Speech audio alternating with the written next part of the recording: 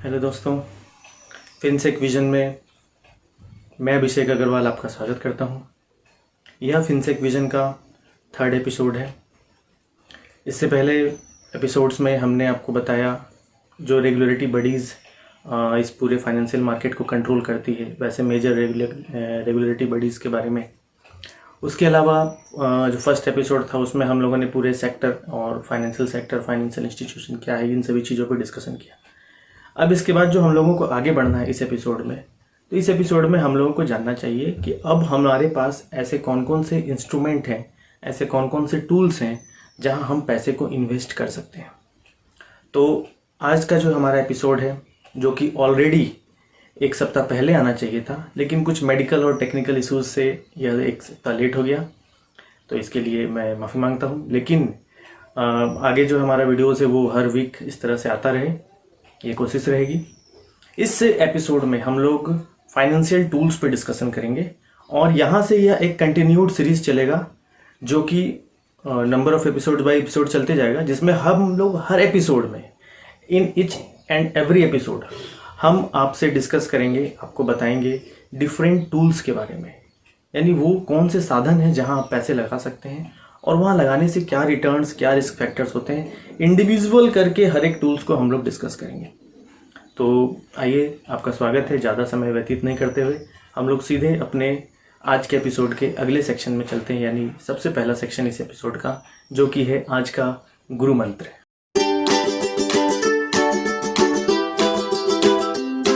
दोस्तों, स्वागत है आज के गुरु मंत्र में। और आज का गुरु मंत्र है The more your money works for you, the less you have to work for money। इसका मतलब है कि अगर आपका पैसा आपके लिए ज़्यादा कमा के दे तो आपको पैसे के लिए कम कमाना पड़ेगा। यानी अगर आपके पास फंड है, आपके पास बैंक बैलेंस है या कुछ भी सेविंग है और वो सेविंग लगातार आपको कमा के दे रहा है, बढ़ रहा है, आपको रिटर्न्स दे रहा है, अच्छा इंटरेस्ट दे रहा है, तो आपको फिर जो आपका टारगेट है उसके लिए कम कमाना पड़ेगा, कम मेहनत करनी पड़ेगी। मान लिया आपका टारगेट है कि हम रिटायरमेंट में मेरे पास 50 लाख रुपीज़ होने चाहिए, तो 50 लाख रुपीज़ आप पूरा साल, पूरा जीवन मेहनत करके, सेविंग कर करके, गुल्लक में भर भर के, बैंक में सेविंग अकाउंट में जमा कर करके, छोटे छोटे डिपॉजिट्स करके आप उसे जमा कर रहे हैं और जैसे तैसे पूरे लाइफ भर आप मेहनत करके और किसी प्रकार से आप 50 लाख के आसपास पहुंच पाते हैं। लेकिन अगर आपका इन्वेस्टमेंट ही सही तरीके से आपको पैसे रिटर्न करके, पैसे अर्न करके दे, कमा के दे, तो आपको लाइफ में थोड़े कम मेहनत करने से भी आपका जो गोल है उससे कहीं अच्छा भी हो सकता है आपको रिटर्न, या आपका गोल अचीव होने में बहुत आसानी हो जाए। तो आज का गुरु मंत्र यही है, the more your money works for you, the less you have to work for your money. तो आज के गुरु मंत्र में इतना ही दोस्तों। ऐसे जो भी गुरु मंत्र हम देते हैं या जो हमारे पास गुरु मंत्र है, ये एक्चुअली हमारा डेवलप्ड नहीं है। These are the slogans, these are the main lines, theme lines of financial market.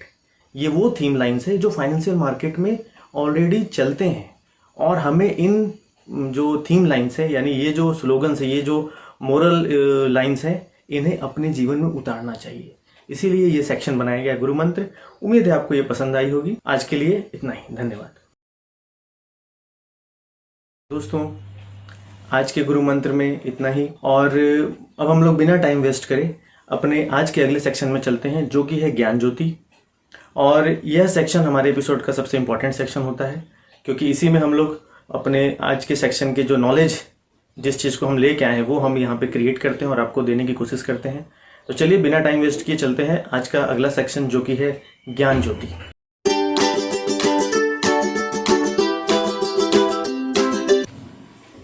दोस्तों, फिनसेक विजन के एपिसोड 3 के सेशन ज्ञान ज्योति में आपका स्वागत है। आज हम लोग जानेंगे इन्वेस्टमेंट टूल्स के बारे में। पहले टूल्स के बेसिक के बारे में जानते हैं, क्या है, कैसे क्या होता है और कौन कौन से टूल्स हैं हमारे पास।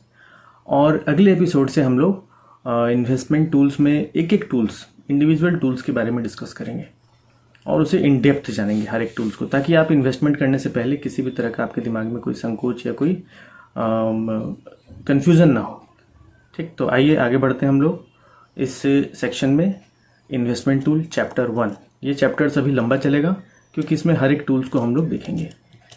तो सबसे पहले हम लोग देखते हैं कि हमारे पास क्या क्या ऑप्शंस हैं, हम इस पूरे मार्केट में किस ऑप्शंस के जरिए हम लोग काम कर सकते हैं, मतलब हमारे पास आखिर क्या कर सकते हैं। तो एक तो हमारे पास है कैपिटल मार्केट, सबसे बड़ा हमारे सामने है कैपिटल मार्केट, जहाँ ये पूरा शेयर ट्रेडिंग और ये सारा चीज़ म्यूचुअल फंड वगैरह सब चीज़ होता है।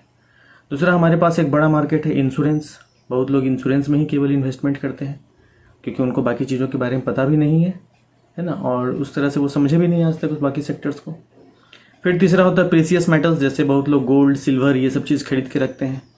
मेटल्स में दो फॉर्म होते हैं, मेटल्स में डिजिटल फॉर्म भी हो सकता है, मेटल्स को फिजिकल फॉर्म में भी ले सकते हैं, यानी डायरेक्ट आप जाके गोल्ड और सिल्वर उठा के ले आएँ, या फिर आप उसका डिजिटल रूप यानी एक सर्टिफिकेट होता है, सर्टिफिकेट के रूप में या अपने अकाउंट में उसके कुछ एक्सचेंज ट्रेडेड फंड के रूप में ETF के वगैरह में गोल्ड ETF वगैरह के रूप में आप उसे क्रिएट करके रख सकते हैं डिजिटल रूप। हम लोग बारी बारी से इन सब चीज़ों के बारे में जानेंगे। इसके अलावा हम लोग बैंक्स में डिपॉजिट करते हैं, FD RD ये सब अलग अलग तरह का डिपॉजिट्स हम लोग करते हैं। इसके अलावा एक और बड़ा ऑप्शंस लोग इस्तेमाल करते हैं, दैट इज़ गवर्नमेंट स्कीम्स, जैसे PPF है, सुकन्या योजना है या किसान विकास पत्र, इस तरह के जो सरकारी योजना है, गवर्नमेंट का स्कीम है, उस स्कीम में डायरेक्टली इन्वेस्ट करके भी लोग अपने फंड को ग्रो करते हैं। तो ये हमारे पास कुछ कैटेगरीज हैं, ये कैटेगरीज है, these are not tools, these are the categories of investment की ये कुछ कैटेगरीज हैं। इनमें से ही ज़्यादातर चीज़ों में इनमें से ज़्यादातर चीज़ों से आप वाकिफ़ भी होंगे। तो चलिए आगे बढ़ते हैं अगले इसके पार्ट में, जिसमें हम लोग देख रहे हैं डिफरेंट टूल्स को, क्या क्या टूल्स हैं हमारे पास। तो हमारे पास बहुत सारे टूल्स हैं, डिफरेंट टूल्स हैं हमारे पास। तो इन टूल्स में सबसे पहले हम लोग को दिख रहा है यहाँ PPF यानी public provident fund. Provident fund ऐसे जनरली जो एम्प्लॉइज़ होते हैं वो उनके लिए जो एम्प्लॉयर है वो बहुत सारे कंपनीज़ या बहुत सारे जगहों पे सरकारी या प्राइवेट में भी क्रिएट किए जाते हैं। लेकिन जो लोग प्रोविडेंट फंड का फ़ायदा लेना चाहते हैं लेकिन वो एम्प्लॉय नहीं है, या एम्प्लॉय होते हुए भी वो चाहते हैं कि अलग से एक प्रोविडेंट फंड हम क्रिएट करें, तो वो PPF पब्लिक प्रोविडेंट फंड का इस्तेमाल कर सकते हैं। उसी तरह से कई लोग बैंक में भी डिपॉजिट करते हैं, 2 साल 5 साल 7 साल 10 साल अलग अलग टर्म डिपॉजिट्स होते हैं या फिक्स डिपॉजिट्स होते हैं जो बैंक में पोस्ट ऑफिस में हर जगह किए जा सकते हैं। कुछ लोग रेगुलर वे में डिपॉजिट्स करते हैं, यानी हर महीने 1500 करके डिपॉजिट करते हैं, तो उसे रिकरिंग डिपॉजिट हम लोग कहते हैं। उसी तरह से सीनियर सिटीजन एबव 60 ईयर्स अगर आप डिपॉजिट करते हैं, सेविंग करते हैं, तो उसे हम लोग सीनियर सिटीजन सेविंग स्कीम कहते हैं, यानी सीनियर सिटीजन जो डिपॉजिट करते हैं उसके लिए अलग रेट ऑफ इंटरेस्ट चलता है, जनरल रेट ऑफ इंटरेस्ट से थोड़ा सा वो ज़्यादा होता है। तो ये है सीनियर सिटीजन सेविंग स्कीम। इसी प्रकार से किसान विकास पत्र है, गवर्नमेंट द्वारा सेट किया गया एक सर्टेन रेट ऑफ इंटरेस्ट, एक सर्टेन टाइम पीरियड के लिए आप डिपॉजिट करते हैं, गवर्नमेंट उस पर एक रेट ऑफ रिटर्न देती है। सेम तरीके से NSC है, नेशनल सेविंग सर्टिफिकेट्स, इसमें भी आप जो है पैसे अपना सेव करके रखते हैं और सर्टेन इंटरेस्ट रेट पे गवर्नमेंट आपको रिटर्न देती है। अभी कुछ सालों पहले सुकन्या समृद्धि योजना, ये जो अभी सरकार BJP की सरकार है, इन्होंने एक नया स्कीम लॉन्च किया, खासकर जो गर्ल चाइल्ड है, मतलब बच्चियां जो हैं उनके लिए सुकन्या समृद्धि योजना, जिसमें आप बच्ची के नाम पे पैसे जमा करते हैं, सर्टेन एज के बाद एक अच्छा ग्रोथ करके, आपका फंड बहुत छोटा डिपॉजिट होता है लेकिन उसके बदले में एक बड़ा ग्रोथ देख के सरकार आपको एक सर्टेन एज पे, जब आपकी लड़की बड़ी हो जाती है उस समय वो उसके शादी के लिए, उसके हायर स्टडीज़ के लिए वो फंड आपको वापस देती हैं। इसी प्रकार से आप पेंशन स्कीम में लगा सकते हैं, अटल पेंशन योजना है, चाहे नेशनल पेंशन स्कीम के तहत आप डिफरेंट पेंशन स्कीम्स में पैसा लगा सकते हैं। MIS कर सकते हैं, मंथली इन्वेस्टमेंट स्कीम है, मंथली मतलब आपको जो भी पैसा इन्वेस्ट कर रहे हैं उसमें आपको मंथली इंटरेस्ट के रूप में आपको मंथली एक पे आउट्स आते रहेंगे, मंथली आपको इनकम आते रहेगा, मंथली इनकम स्कीम है ये। तो इसी तरह से आगे हम लोग देख रहे हैं तो यहाँ पे शेयर मार्केट है, शेयर मार्केट बहुत फेमस है, कई लोग सुने होंगे इसके बारे में। शेयर मार्केट है, उसमें ट्रेडिंग भी होता है, इन्वेस्टमेंट भी कर सकते हैं। कमोडिटी है, कमोडिटी रियल मार्केट में भी होता है, बाज़ार में भी लोग मंडियों में समझिए चीज़ों को खरीदते हैं, बड़े पैमाने में स्टॉकिंग करते हैं, या फिर उसे आप डिजिटल मार्केट में कमोडिटी का ट्रेडिंग के थ्रू कर सकते हैं। करेंसी ट्रेडिंग कर सकते हैं, करेंसी यानी डॉलर, जापानीज़ येन, ये सब में ट्रेडिंग करना, ये सब कर सकते हैं। इसके अलावा हमारे पास म्यूचुअल फंड्स हैं, म्यूचुअल फंड्स जिसमें आप सिस्टमेटिक भी डाल सकते हैं, सिंगल इन्वेस्टमेंट भी कर सकते हैं। एक बार में आप 1,50,000 डाल दिए, चाहे वो आप SIP के रूप में यानी सिस्टमेटिक इन्वेस्टमेंट प्लान के रूप में हर मंथ जैसे रिकरिंग डिपॉजिट है उसी तरह से आप इसमें कर सकते हैं। इन सब के बारे में हम इन डेप्थ चलेंगे आगे के एपिसोड्स में, हम लोग हर एक चीज़ को इन डेप्थ समझेंगे। अभी एक ओवरव्यू है। उसके अलावा बॉन्ड्स है, बॉन्ड्स गवर्नमेंट बॉन्ड्स भी होते हैं और कंपनीज़ के थ्रू भी एनसीडीज़ के रूप में बॉन्ड्स होते हैं। यहाँ आगे हम लोग देखेंगे भी डिबेंचर्स जिसको कहते हैं, एनसीडीज़ यहाँ दिख रहा है अगला। डिबेंचर्स के रूप में वो भी एक प्रकार का बॉन्ड है जो कंपनियाँ देती हैं। कंपनी को जब फंड राइज करना होता है तो वो इक्विटी के माध्यम से चाहे डिबेंचर के माध्यम से भी वो फंड लेते हैं। तो ये भी हमारे पास एक इन्वेस्टमेंट का ऑप्शन है। डिबेंचर्स में रेट ऑफ इंटरेस्ट भी फिक्स होता है, उसी तरह से बॉन्ड्स में भी रेट ऑफ इंटरेस्ट फिक्स होता है, सर्टेन टाइम ड्यूरेशन का होता है। इसके अलावा एक मेजर चीज सेक्टर जो इंश्योरेंस है, जिसको तो आप लोग सब जानते भी हैं, कई लोग तो कई इंश्योरेंसेस उनके पास होंगे भी, घर के कई मेंबर के नाम पे होंगे। तो इंश्योरेंस केवल लाइफ इंश्योरेंस नहीं होता, इंश्योरेंस में भी बहुत प्रकार के इंश्योरेंस है। जैसे आपकी गाड़ी का इंश्योरेंस होता है ना, अगर दुकानों का इंश्योरेंस होता है, तो कई तरह के हम लोग इसको आगे इन डेप्थ समझेंगे। गोल्ड बॉन्ड्स है, गोल्ड में भी पैसा बॉन्ड के रूप में लगता है। गोल्ड बॉन्ड्स आते हैं जिसमें आप पैसा लगाते हैं जो गोल्ड के रेट के हिसाब से बढ़ता घटता है और सर्टेन रेट ऑफ इंटरेस्ट भी आपको इस पर मिलता है। इसी के साथ साथ हम लोग देख सकते हैं और है हमारे पास डायरेक्ट गोल्ड में हम लगा सकते हैं या गोल्ड के डिजिटल रूप में हम खरीद सकते हैं गोल्ड को।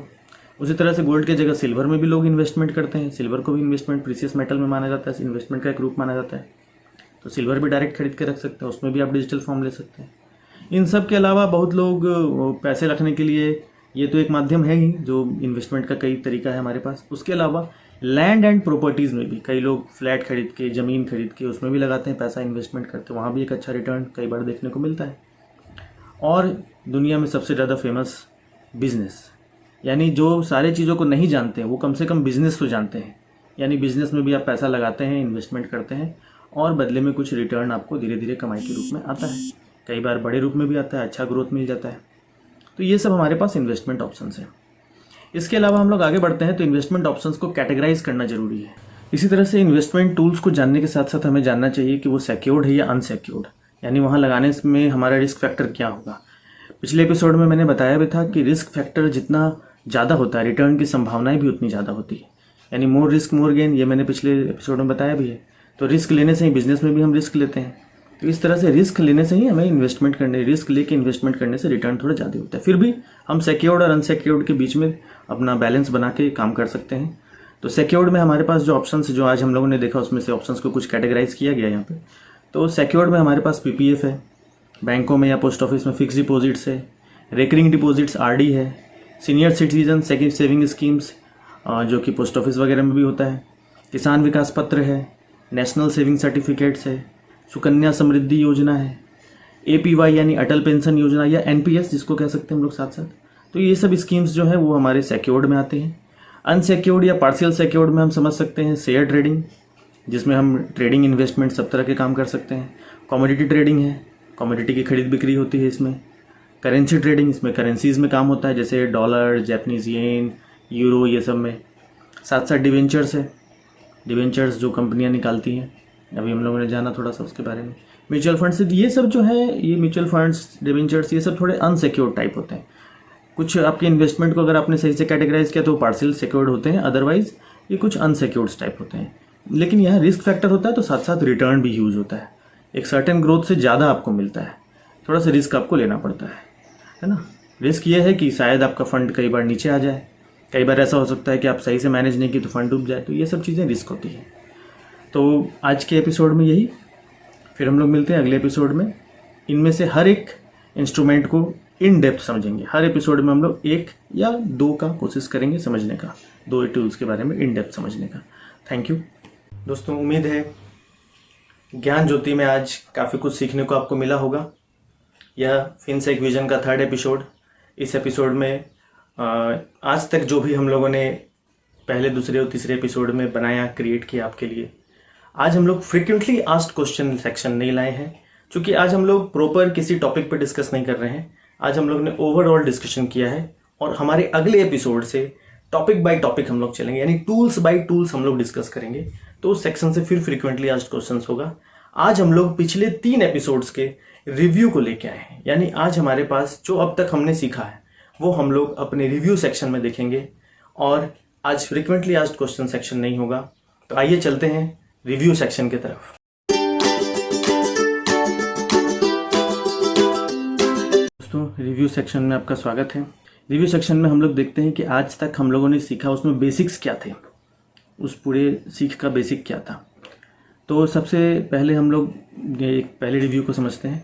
फर्स्ट अंडरस्टैंड देन इन्वॉल्व, यानी हम लोग सबसे पहले चीज़ों को समझे तब हम उसके अंदर इन्वॉल्व हो, यानी उसमें इन्वेस्टमेंट करें।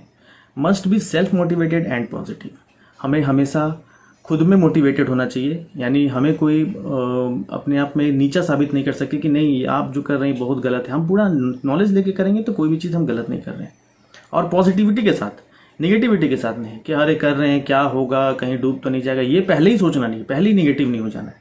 क्योंकि अगर आप पहले से निगेटिव रहेंगे तो आपका कोई भी, चाहे आप बिजनेस ही क्यों नहीं कर रहे हो, वो भी चलना मुश्किल हो जाता है। इसीलिए पॉजिटिविटी के साथ आपको काम करना चाहिए। जो भी काम कीजिए उसका प्रॉपर नॉलेज लीजिए, टेक प्रॉपर नॉलेज, उसके बारे में इंक्वायरी कीजिए, उसके बारे में जानकारी लीजिए, लोगों से पता कीजिए, डिफरेंट नॉलेज स्रोतों से पता कीजिए, हमसे पता कीजिए, हमें फ़ोन कीजिए, हमें आप डिटेल भेजिए। इस तरह से हमारे गूगल ड्राइव, जो हमारे गूगल लिंक है, उस पर आप डिटेल भेज सकते हैं। तो हमसे संपर्क कीजिए, लोगों से संपर्क कीजिए, आप जानकारी लीजिए। इसके अलावा बाज़ार में बहुत सारे इंस्ट्रूमेंट, बहुत सारे टूल्स हैं। आप उसे अपने ज़रूरत के अनुसार, अपनी कैपेसिटी के अनुसार कितना आप इन्वेस्ट कर सकते हैं, कितना रिस्क आप ले सकते हैं, कितने समय के लिए आपको करना है, इन सभी चीज़ों का ध्यान रखते हुए तब आप इन्वेस्ट कीजिए। इन्वेस्ट करके पेशेंस रखिए। ऐसा नहीं है कि एक दिन में आप इन्वेस्ट कर दिए तो एक ही दिन में पैसा बढ़ जाएगा, एक महीने में बढ़ जाएगा, ऐसा नहीं। पेशेंस रखना होता है। कई बार ऐसा भी आपको लगेगा कि इन्वेस्ट किए और अभी 6 महीने से तो वहीं का वहीं है, कुछ ग्रोथ भी नहीं हो रहा है, तो ऐसा भी लगेगा, लेकिन आपको पेशेंस रखना होता है। इसके साथ साथ आपको, जैसे अभी हम लोगों ने ठीक इससे पहले देखा अभी ज्ञान ज्योति में, कि सिक्योर्ड और अनसिक्योर्ड, इसमें भी आपको बैलेंस करना के चलना चाहिए। ऐसा नहीं कि बहुत हैवी रिस्क लेके चल रहे हैं और सिक्योर्ड में कुछ भी नहीं रखें, और ऐसा भी नहीं कि खाली सिक्योर्ड में ही रखें और कुछ भी थोड़ा सा अनसिक्योर्ड रिस्क फैक्टर हम नहीं उठा रहे हैं लाइफ में। तो नई रिस्क फैक्टर उठाएंगे तो गेन भी हमें वैसा नहीं मिलेगा। तो हमें इसमें बैलेंस करना चाहिए, हमें तालमेल बना के चलनी चाहिए। इसके अलावा हमें अपने पैसे को काम पे लगाना चाहिए ताकि वो भी कमाए। हम तो कमाए, मेरे साथ साथ मेरा पैसा भी कमाए, जो कि आज का गुरु मंत्र भी है। तो रिव्यू में आज इतना ही दोस्तों। उम्मीद है कि आज का ये एपिसोड आपको बहुत पसंद आया होगा। इस एपिसोड में कुछ ना कुछ आपको नॉलेज, जो फाइनेंशियल सेक्टर का नॉलेज आपके पास है या आपको और चाहिए, उसमें कुछ ना कुछ इजाफा हुआ होगा, कुछ ना कुछ प्रोग्रेस हुआ होगा। आगे भी हमारा एपिसोड आपके नॉलेज को, फाइनेंशियल सेक्टर के नॉलेज को बढ़ाने में मदद करेगा। लेकिन आपका जो सपोर्ट है वो हमें इसी तरह से मिलते रहे, इसके लिए हमें लाइक कीजिए, शेयर कीजिए, सब्सक्राइब कीजिए। साथ ही साथ अगर आपको किसी भी तरह का क्वेरीज है तो आप हमारे डिस्क्रिप्शन में दिए गए गूगल लिंक है, उस लिंक पे आप अपनी डिटेल्स को भर के हमसे संपर्क कर सकते हैं। हमारे जो रिप्रेजेंटेटिव है वो आपसे बात करेंगे और बात करके आपकी जो समस्या है उसे जानने की कोशिश करेंगे, और ये भी कोशिश रहेगी कि उन समस्या पर आधारित हम एपिसोड्स और क्रिएट करें। तो दोस्तों आज के लिए इतना ही। स्वस्थ रहिए, अच्छे से रहिए। भले कोरोना थोड़ा कम हो रहा है, कोरोना के इफेक्ट कम हो रहे हैं, केसेस कम हो रहे हैं, लेकिन सावधानी रखिए, मास्क पहनिए, कोविड नियमों का पालन कीजिए। जब तक एक भी केस दुनिया में है या कम से कम हमारे भारत में है, तब तक हमें पूर्ण रूप से सावधान रहना है। तो अपने हेल्थ को ध्यान में रखते हुए, अपने सोसाइटी को ध्यान में रखते हुए पूरे कोविड नियमों का पालन कीजिए, और इसी तरह से वीडियोस देखिए, अपने नॉलेज को इन्हेंस कीजिए। धन्यवाद, नमस्ते।